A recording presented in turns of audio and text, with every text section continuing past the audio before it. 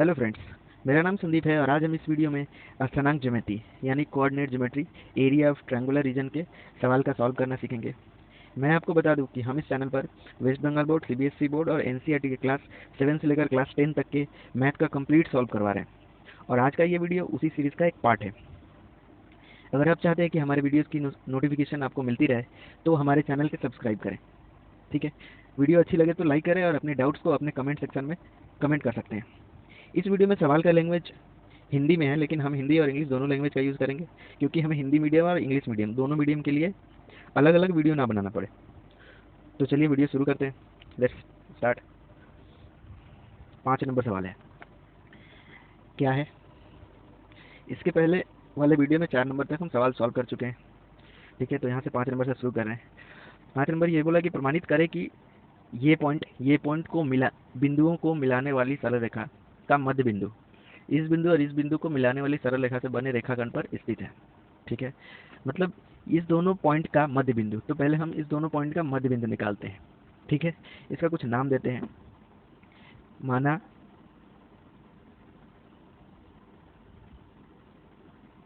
माना ए बिंदु का स्थानांक कितना है 2,1 और ये बी बिंदु का स्थानांक कितना है 6,5। इसका मध्य बिंदु हम निकाल रहे हैं।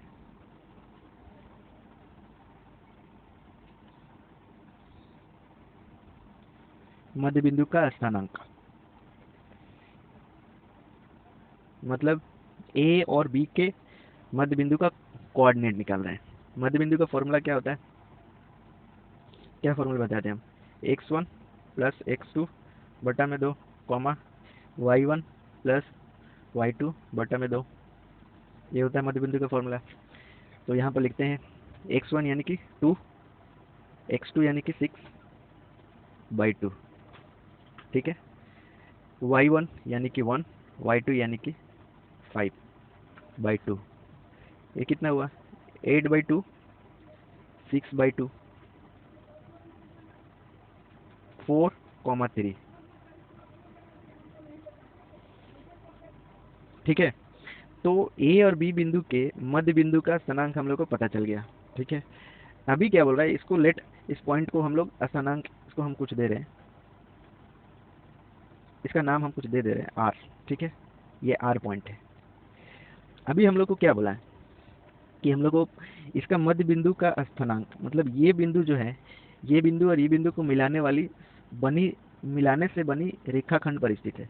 मतलब इसका भी कुछ नाम देते हैं, जैसा कि हम लोग को दिया हुआ है। तो हम लोग को प्रमाणित करना है कि ये इसका कुछ नाम देते हैं। जैसे इसका नाम दे रहे हैं पी है -4, -5। ठीक है, और क्यू कितना है 9,8 और एक जो मध्य बिंदु निकाले वो है आर, जिसका हम नाम दिए हैं 4,3। अभी हम लोग को प्रमाणित करना है कि पी, क्यू और आर एक ही सरल रेखा पर स्थित है। एक ही सरल रेखा पर स्थित होगा, इसके लिए हम लोग को क्या प्रूव करना पड़ेगा कि पी, क्यू और आर से जो ट्रायंगल बनेगा उसका एरिया अगर 0 हो जाए तो इससे ये प्रमाणित होता है कि पी, क्यू और आर एक ही सरल रेखा पर स्थित है। तो इसलिए हम लोग क्या निकालते हैं? ट्रायंगल पी, क्यू, आर का क्षेत्रफल निकाल देंगे। ठीक है, फॉर्मूला क्या होता है? 1/2। इसका जो चार्ट बनाते थे वैसे बनाते हैं। कैसे बनाते थे चार्ट? -4, -5, 9,8, 4,3 और वापस इसको लिख दिए -4, -5। ठीक है, अब इसका इंटू इससे, इसका इससे, इसका इससे, इसका इससे, इसका इससे, इसका इससे करेंगे तो हम -4 को 8 से इंटू किए, -4 इंटू 8। डायरेक्ट हम इधर आंसर लिखते जाएंगे। ठीक है, -4 का इंटू हम किए 8 से तो कितना है -32। ठीक है, इसको हम स्मॉल ब्रैकेट के अंदर लिख रहे हैं। उसके बाद जब इसका इंटू इससे करते हैं तो आगे हम माइनस लिखते हैं और -5 का इंटू 9 से हुआ तो -45। ठीक है, फिर 9 का इंटू 3 से हुआ तो इसके आगे प्लस लिखते हैं, 9 इंटू 3 = 27। फिर 8 का इंटू 4 से हुआ तो इसके आगे माइनस लिखते हैं, 8 इंटू 4। फिर 8 इंटू 4 डायरेक्ट लिख दे रहे हैं ना, 32 = 32। फिर 4 का इंटू -5 से हुआ कितना हुआ? -20। आगे इसका इंटू इससे कर रहे हैं इसलिए माइनस लिखे, कितना हुआ -12। अभी इसका ब्रैकेट हटाते हैं, ठीक है, 1/2 इसको लिखते हैं -32 + 45 + 27 -32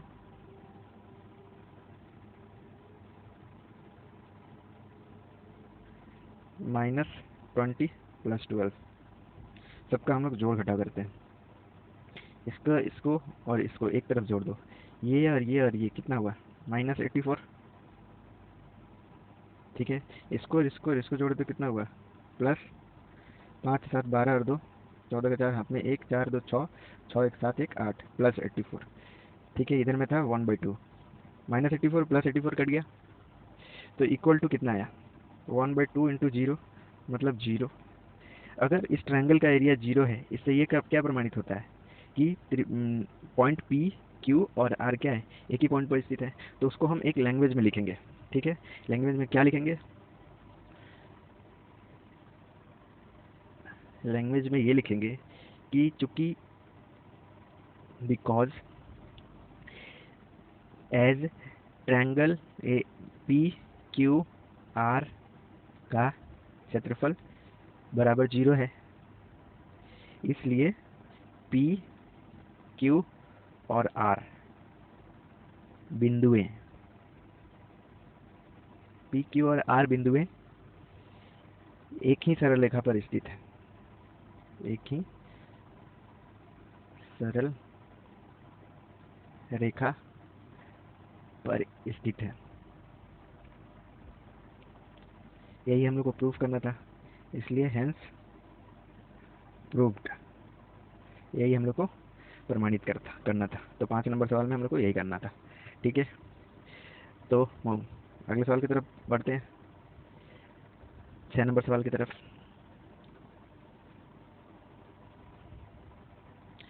6 नंबर सवाल क्या दिया हुआ है कि अभी हम लोग को जैसे ट्रायंगल का एरिया निकालना था, 5 नंबर तक जो हम देखे थे वो सब ट्रायंगल का एरिया निकालना था। अभी देखते हैं 6 नंबर में क्या दिया हुआ है। 6 नंबर में 4 बिंदुओं से निर्मित चतुर्भुज का क्षेत्रफल निकालना है, मतलब एरिया ऑफ क्वाड्रिलेटरल निकालना है। तो इसमें भी कोई बड़ा बात नहीं है, इसमें भी हम लोग वैसे ही करेंगे जैसे 1 नंबर से हम क्या दिया, इसका पॉइंट का कुछ नाम देते हैं। जैसे सपोज ए पॉइंट का कोऑर्डिनेट कितना है 1,1, बी पॉइंट का कोऑर्डिनेट कितना है 3,4, सी पॉइंट का कोऑर्डिनेट कितना है 4,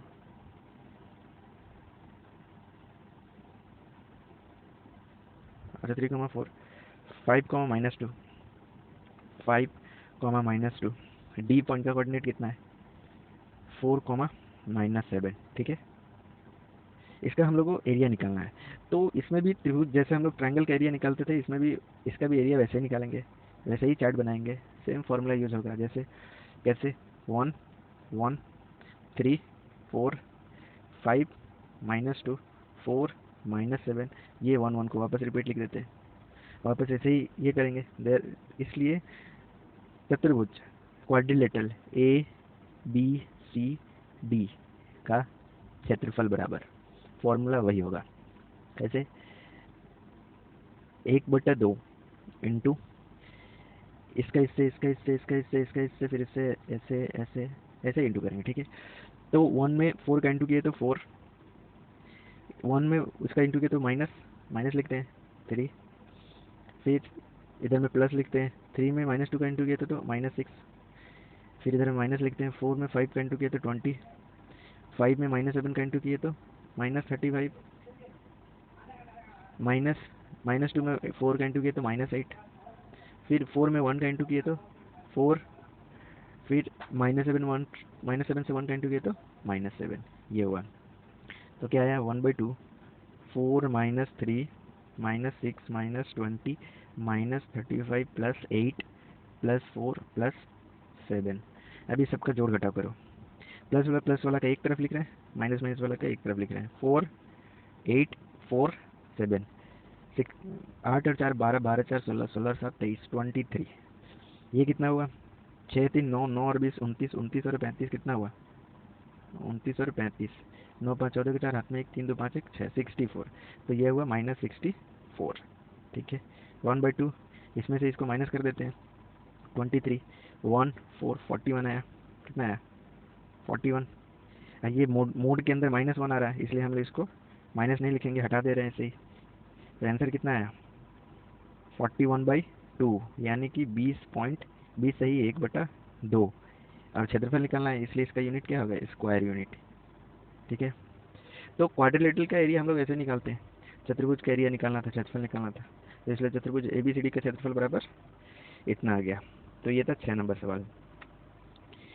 ठीक है, 6 का 1 नंबर, तो 6 का 2 नंबर भी ऐसे ही बन जाएगा, तो इसलिए हम 6 का 2 नंबर अब नहीं बनाएंगे, अब डायरेक्ट बनाएंगे हम 6 का 7 नंबर। 6 का 7 नहीं, डायरेक्ट मेन नंबर का 7 नंबर सवाल बनाएंगे। ठीक है, तो 7 नंबर क्या सवाल दिया हुआ है कि A, B और C बिंदुओं के स्थानांक दिया हुआ है, तो इसका त्रिभुज का क्षेत्रफल ज्ञात करें। सेम फॉर्मूला यूज कर रहे हैं। तो A बिंदु का स्थानांक कितना है, A बिंदु का स्थानांक है 3,4, B बिंदु का स्थानांक है -4,3 और C बिंदु का स्थानांक है 8, -6। इसका हम लोग एरिया निकाल रहे हैं ABC का, ट्राइंगल ABC का क्षेत्रफल बराबर 1/2, सेम फॉर्मूला 3 4 -4 3 8 -6, फिर वापस 3 और 4 लिख रहे हैं। 3 में 3 का इंटू किए तो 9, -4 में 4 किए तो -16, 4 में इसका किए तो प्लस देते हैं 24, 3 में 8 का किए तो -24, और ये ऐसे ही हुआ ना 24, फिर 8 का इसमें किए तो कितना हुआ 32, फिर -6 में 3 का किए तो -18 इजिकल टू 1/2 9 + 16 + 24 -24 + 32 + 18। सबको जोड़ घटा करो, ये और ये कैंसिल हो गया, बाकी सब तो सेम आएगा। ये कितना हुआ 25 और ये 50 75, 1/2 75/2 मतलब 75/2। इसका एरिया है, एरिया निकालना था ना, त्रिभुज का क्षेत्रफल बराबर इतना स्क्वायर यूनिट। इसको हम लोग मिक्स्ड फ्रैक्शन में भी लिख सकते हैं, 37 एंड 1/2 स्क्वायर यूनिट, ये भी आंसर लिख सकते हैं, ये भी आंसर, कोई भी आंसर लिख सकते हैं। आपको यहाँ से त्रिभुज का क्षेत्रफल ज्ञात करें, ए बिंदु से BC पर खींचे गए लंब की लंबाई ज्ञात करें। अच्छा, ए हम लोग ये ट्रायंगल बना रहे हैं, ट्रायंगल कैसे था, ऐसे था। ठीक है, इसका नाम दिए थे A, इसका नाम दिए थे B, इसका नाम दिए थे C। इसका कोऑर्डिनेट कितना है B का कोऑर्डिनेट था -4,3। C का कोऑर्डिनेट कितना था 8, -6। ठीक है, A का कोऑर्डिनेट कितना था 3,4। अब हम लोग से पूछा है कि A पॉइंट से BC पर खींचे गए लंब की लंबाई बता, मतलब A पॉइंट से BC पर एक पॉइंट खींचे, सपोज इसका हम कुछ नाम दे दे रहे हैं D, इसका लंबाई हम लोग को बताना है। ठीक है, लंबाई कैसे बता सकते हैं, हम लोग जानते हैं कि ट्रायंगल का एरिया इजिकल टू कितना होता है, area of triangle is equal to half into base मतलब BC बेस इंटू हाइट मतलब AD। और हम लोग को पता है एरिया, ट्रायंगल का एरिया पता चल गया है इधर में 74/2।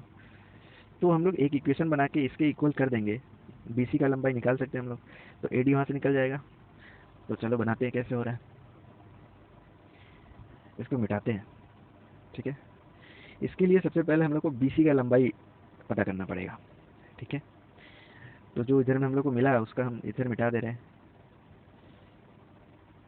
हम लोग को BC का लंबाई पता करना पड़ेगा, ये इधर हम कहीं लिख रहे हैं 37 से ही 1/2 यानी 75/2 इसका एरिया आया था। ठीक है, अभी हम लोग BC का लंबाई निकालते हैं। BC का लंबाई का फॉर्मूला क्या होता है, BC की लंबाई बराबर, इसका फॉर्मूला क्या बताते हैं, इसका फॉर्मूला ये होता है 19 वाला एक्सरसाइज में हम लोग पढ़े थे कि x2 - x1 का स्क्वायर प्लस y2 - y1 का स्क्वायर। ठीक है, मतलब ये है B और ये है C। इसमें x2 कितना है 8, तो 8 - x2 मतलब 4 -4 है, और इधर में माइनस है तो माइनस माइनस प्लस हो गया, इसका स्क्वायर, और इसका रूट होता है plus y2 minus Y one कितना है -6, और y1 कितना है 3 है, और ये ऑलरेडी पहले से माइनस था तो ये -3 हो गया, इसका होल स्क्वायर। ठीक है, 8 और 4 12 का स्क्वायर, 6 और 9 9 का स्क्वायर मतलब -9 का स्क्वायर, इसका स्क्वायर किए तो 141, इसका स्क्वायर किए तो 81। ठीक है, तो कितना आया 225।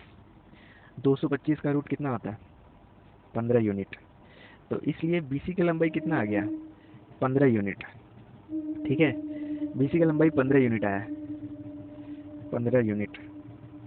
ठीक है, अभी हम लोग क्या करते हैं कि बीसी की लंबाई 15 यूनिट आ गया, कैसे आया ये तो हम लोग को पता है। तो इधर में लिखते हैं बीसी की लंबाई बराबर 15 यूनिट।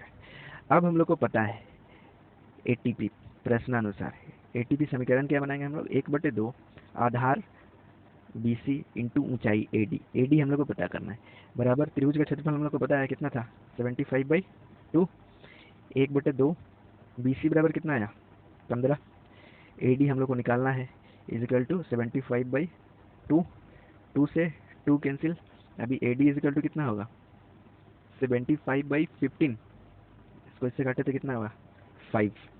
इसलिए हम लोग से क्या पूछा था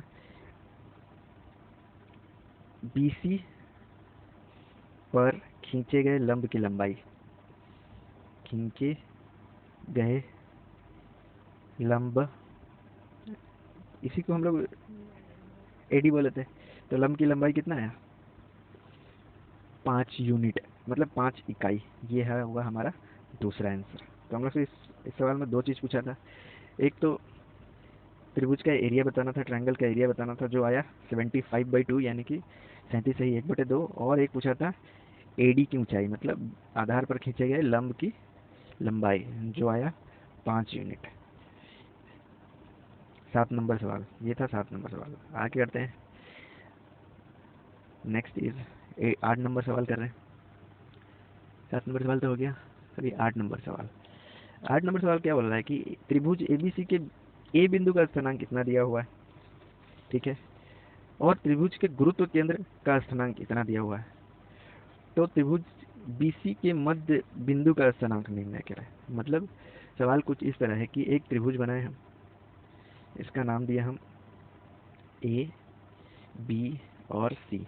ठीक है, ए बिंदु का स्थानांक दिया हुआ है 2,5 कोऑर्डिनेट दिया हुआ है, बी बिंदु का नहीं दिया हुआ, सी बिंदु का नहीं दिया हुआ, तो बी बिंदु का हम कुछ मान लेते हैं x1 y1, सी का मान रहे हैं हम x2 y2। ठीक है, मान ले रहे हैं।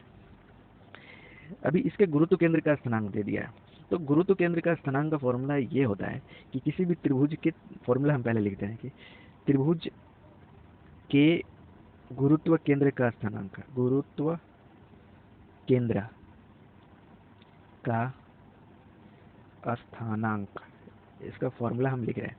फॉर्मूला ये होता है 3 पॉइंट होता है ना, तो x1 x2 प्लस x3 बटा में 3 comma y1 plus y2 plus y3 बटा में 3, ये होता है त्रिभुज के गुरुत्व केंद्र के स्थानांक का फॉर्मूला।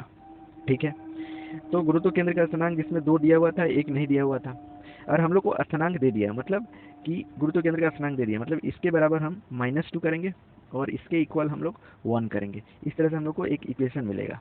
ठीक है, उसके बाद BC का मध्य बिंदु निकालेंगे। BC का मध्य बिंदु क्या होगा, किसी भी इसका मध्य बिंदु का फॉर्मूला क्या होता है x1 प्लस x2 बटा में 2 और ये y1 प्लस y2 बटा में 2, तो मतलब लास्ट में हम लोग को x1 x2 निकाल के बटा में 2 कर देना है, तो ये पहला पॉइंट आ जाएगा। फिर y1 y2 निकाल के बटा में 2 कर देंगे तो दूसरा पॉइंट आ जाएगा, मतलब इसका मध्य बिंदु ही निकालना है हम लोग को। ठीक है, तो कैसे बनाएंगे, ये सब तो फॉर्मूला था, ये भी फॉर्मूला है, ये भी फॉर्मूला है। आगे हम लोग बनाते हैं, फॉर्मूला हम एक बार लिख दिए। ठीक है, इसलिए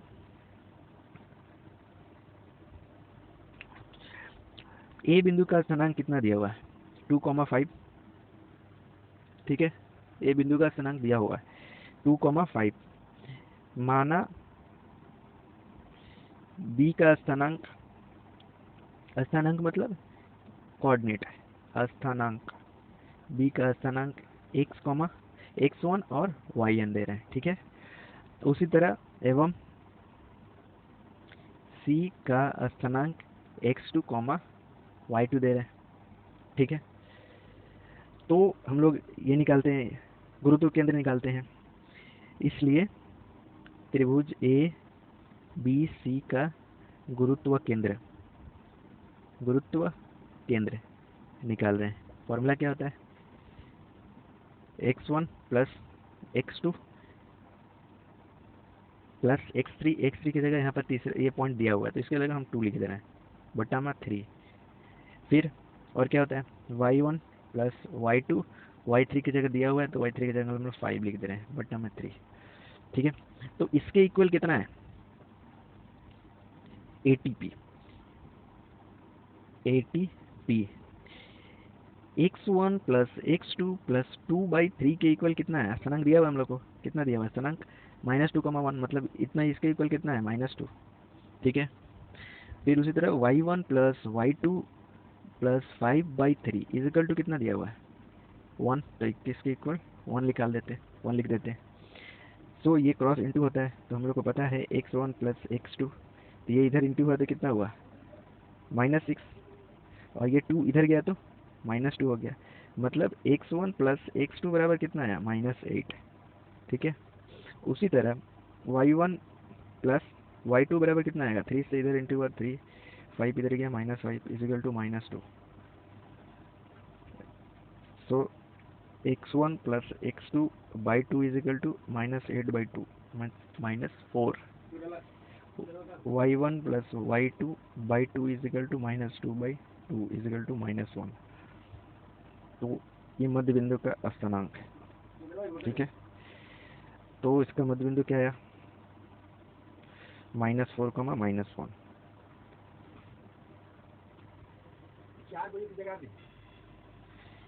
आज की इस वीडियो में इतना ही। आप अपने क्लास की और वीडियो देखने के लिए हमारे चैनल के प्लेलिस्ट में जाकर देख सकते हैं। Thank you for watching and God bless you all.